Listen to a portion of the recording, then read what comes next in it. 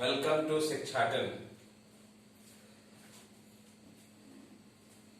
Today we shall go for a very brief recap of the first lecture in which we have discussed about rest and motion qualitatively and quantitatively. In previous class we have discussed that due to change in position with passing instants of time, we get two things, two physical quantities. So here we start in continuation with the lecture 1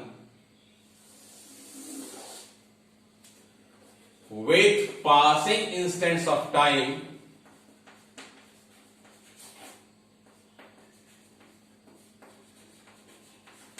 Instants of time when there is change in the position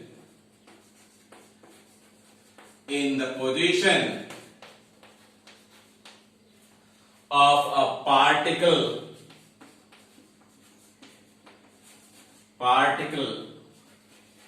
we get two types of physical quantities. Number 1, separation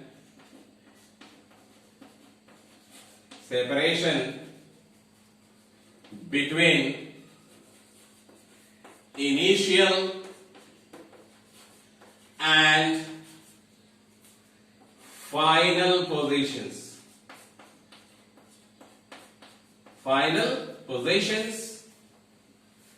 There is separation between initial and final position. And the second one, between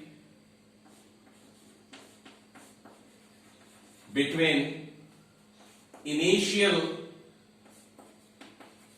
and final instants of time.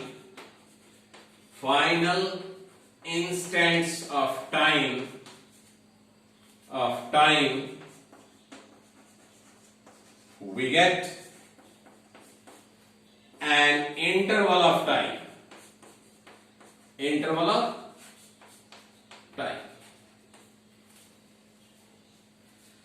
So let's try to understand this. Whenever there is change in the position of a particle,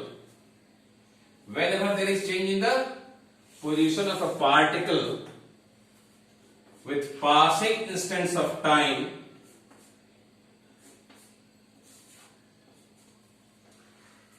what we get? We get separation. Between initial and final position.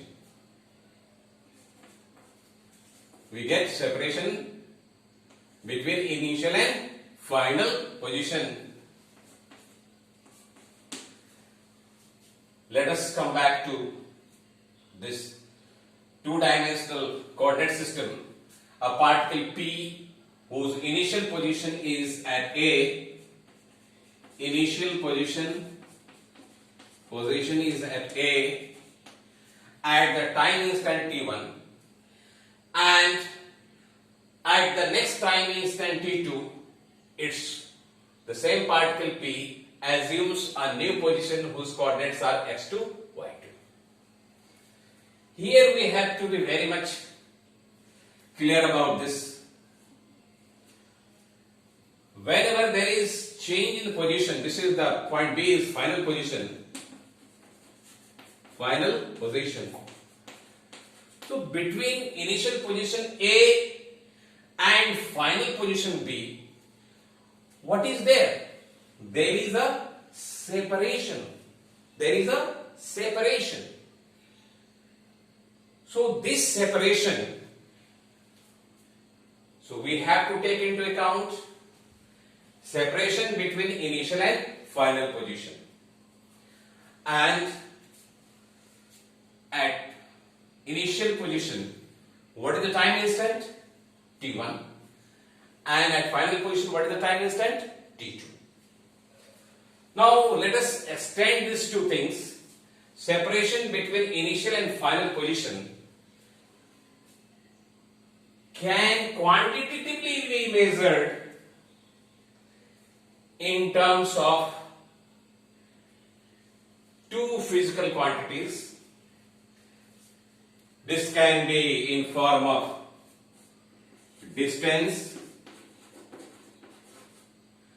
or displacement.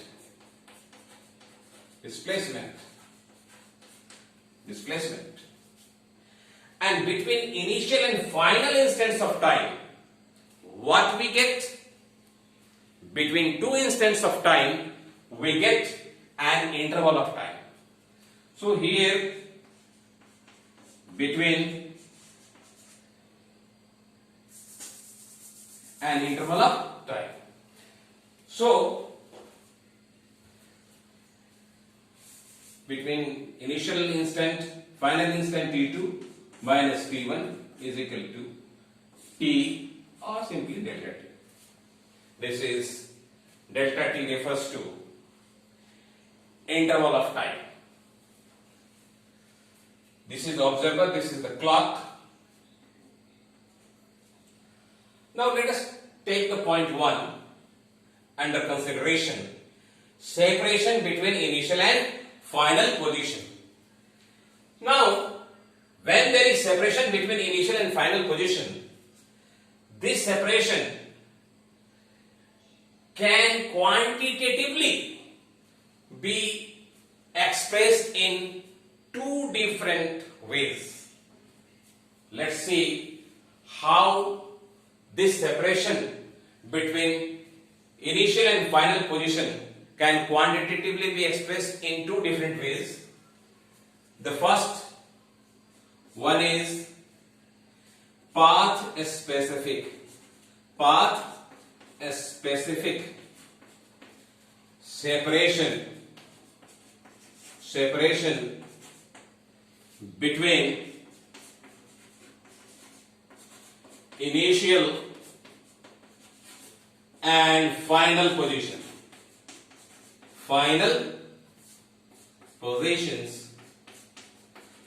path specific means between the initial position A and B there can be several different paths to reach at the final position. Several different paths. So through different paths the path length will be different.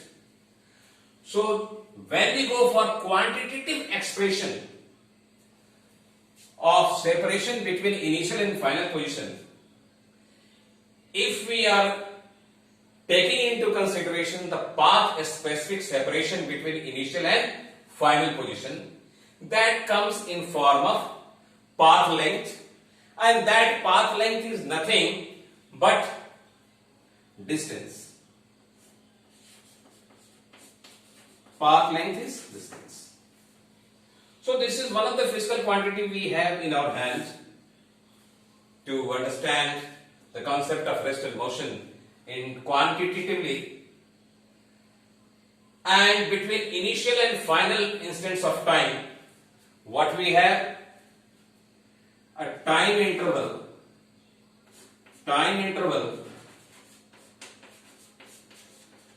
interval delta t. Time interval delta t. With these two physical quantities in hand, we have to understand the concept of rest and motion both qualitatively and quantitatively. Why we have been focusing more and more emphasis of quantitative aspect of motion? So let's take the quantitative aspect of motion. Let us perform a simple experiment to understand this quantitative aspect of motion.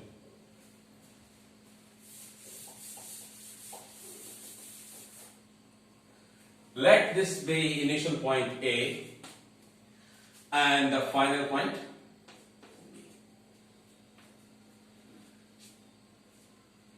From A to B, you can take the movement. This is another approach.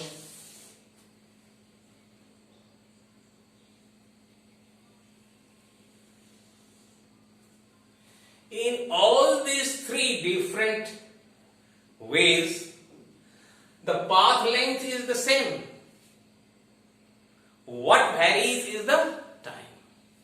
What varies is the time. So we have two different quantities in our hand, path length and time interval.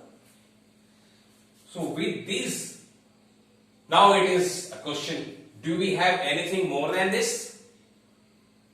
Yes. There is one more approach when we take into consideration the shortest distance between initial and final position, in which we start from point A, which is initial position, and we reach at point B, which is final position. If this be the case as described by the observer, this becomes another aspect of discussion, that is direction specific. That is direction specific. So here we have direction specific separation.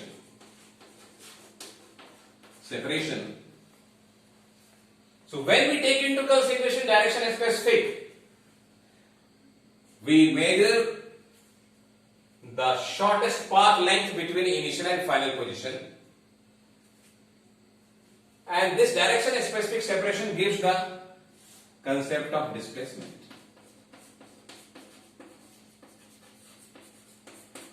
So in all, we have two different things for representing separation. Separation between initial and final position. Initial and final position. If it is path specific, in that case it will be represented by distance or path length, distance or path length. And if that separation is considered from direction point of view, in that case it will be represented by displacement.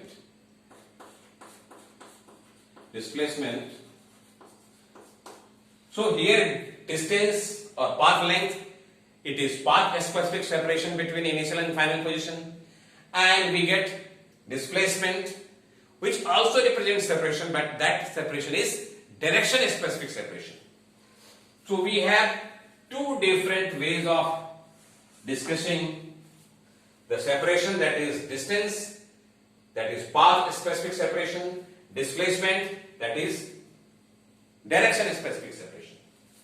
With these two quantities in hand to understand about separation, we have another quantity, that is time interval. Now, with these things in our hand, let us try to understand the quantitative measure of motion. Quantitative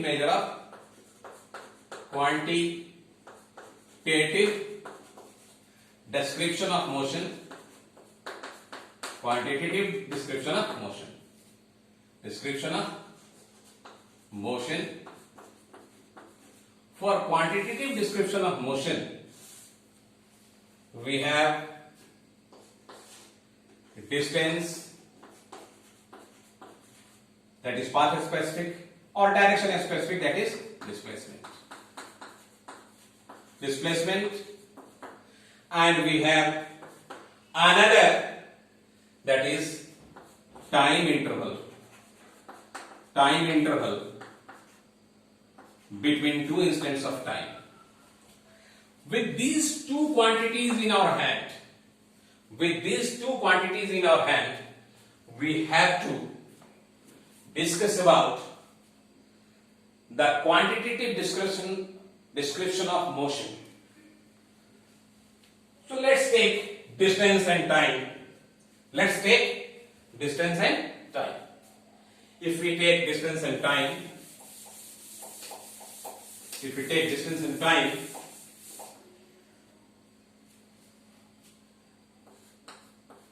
distance, time, distance physically represented by length, time, it is time interval. Now with these two quantities in our hand, we have to go for quantitative measurement of motion. Now one physical quantity is length, another physical quantity is time interval. Now when we use these two physical quantities, what can be approach of expressing the quantitative measure of motion is to take a rate measure. So rate measure, and that rate measure, again it has two options. First option is length, that is distance,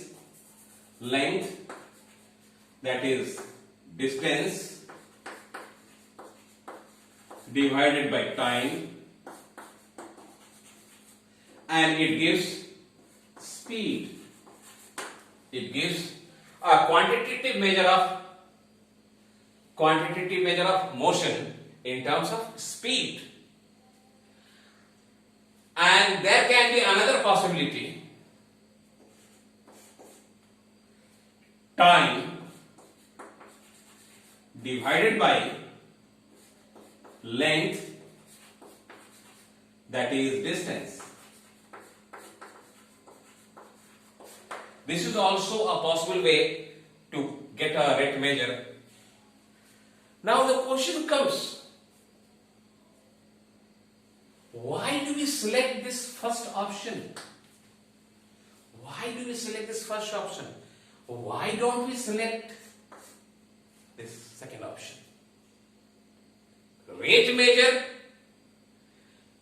for quantitative description of motion, it can either be distance by time or it can be time by distance. But why do we reject time by distance? Why do we select distance by time? It is very easy for you to understand this very thing.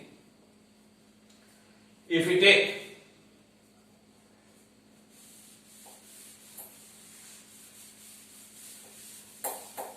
a simple case to understand it,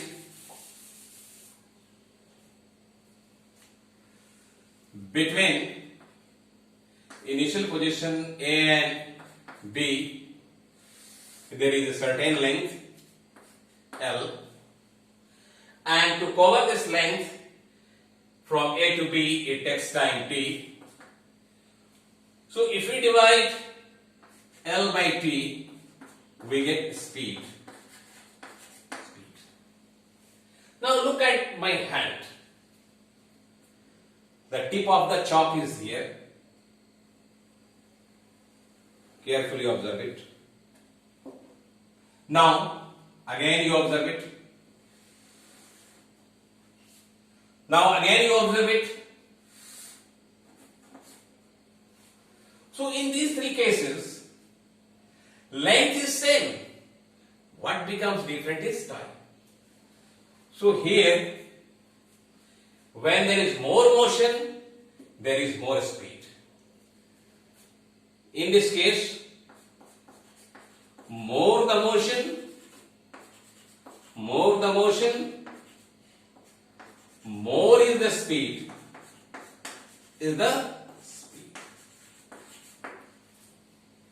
we take in other way, that is second possibility, that is time upon distance. Time upon distance. In this case, what will happen?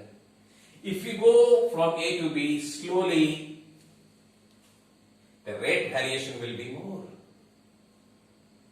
The rate variation will be more. Slowly, the rate variation will be more.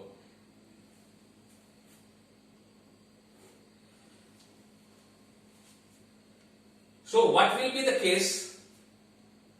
In that case, when a body is moving very fast, the quantitative measure of speed will be very less. And when a body is moving very slow, the quantitative measure of speed will be very high. Now, this will be contrary to our normal human perception. This will be contrary to our normal human perception. More the motion, more the speed. Here, in this case, more the motion, less is the speed. So here is no any such contrary perception. More is the motion, more is the speed. Here, more is the motion, less is the speed. It is not difficult that the physicists or engineers cannot use this very way to work out the mechanical problems. They can work out. But that will be somewhat against our normal perception. On the signboards of the road, you can imagine it will be written, drive with low speed. Low speed driving is dangerous for safety, and high speed driving is very safe. So that will be somewhat opposite to our normal way of thinking. So the scientists or physicists prefer to adopt the quantitative measure of motion in terms of distance by time, which is represented as speed. Now, we come to discuss about the second aspect, that is direction specific separation. When we take into consideration direction specific separation, that comes in form of what? Displacement. For that, displacement upon time. Displacement is direction specific. So here in this case, path length may be same or it may be different. What is constant, what is unchangeable, that is direction. So for displacement upon time, we get another way of describing the quantitative measure of motion, that is velocity. So here we have got two different approach of understanding about the quantitative measure of motion. One is speed, another is velocity.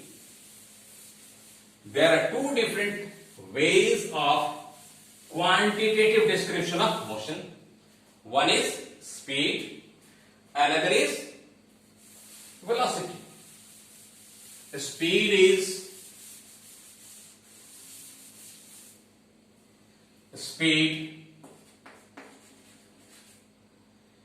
it is path specific quantitative description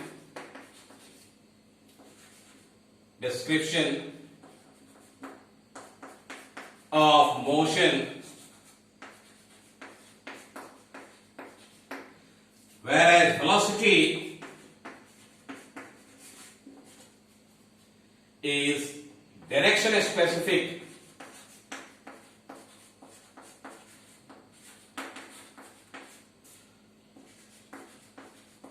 quantitative description of motion.